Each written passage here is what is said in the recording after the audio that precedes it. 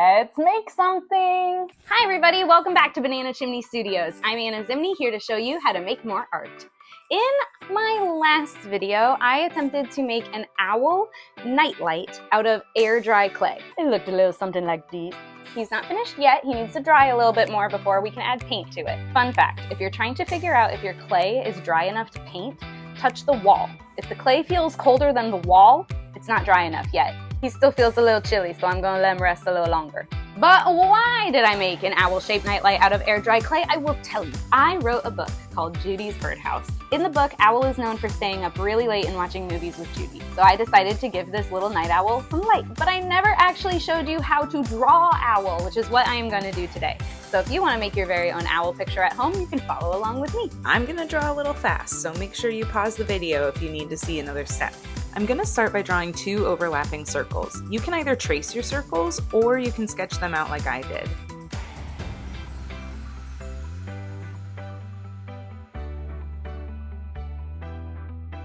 Next, I'm going to add a looping neckline so Owl looks like he has a feathered collar. Now I'll draw two large circles for the eyes. These two circles are going to touch, but I'll erase the middle to make room for the beak.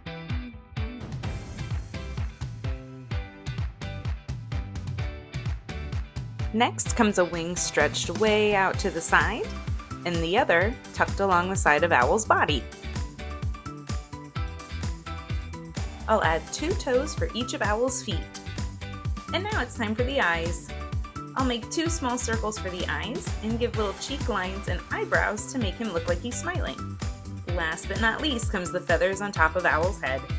Now I can erase any lines I don't need and start outlining with a Sharpie. As I was outlining, I realized I wanted Owl to have a little branch to sit on, so I added that too.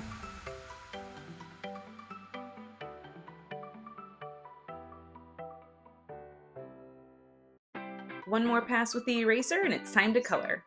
For the illustrations in Judy's Birdhouse, I used colored pencil, so I'm using colored pencil here today too.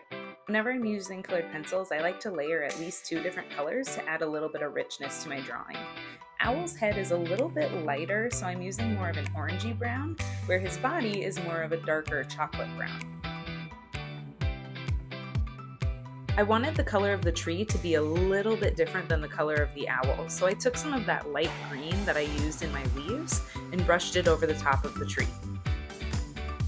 For the eyes, I start with a creamy smooth coat of soft yellow before adding in a big burst of bright color. And now my owl drawing is complete.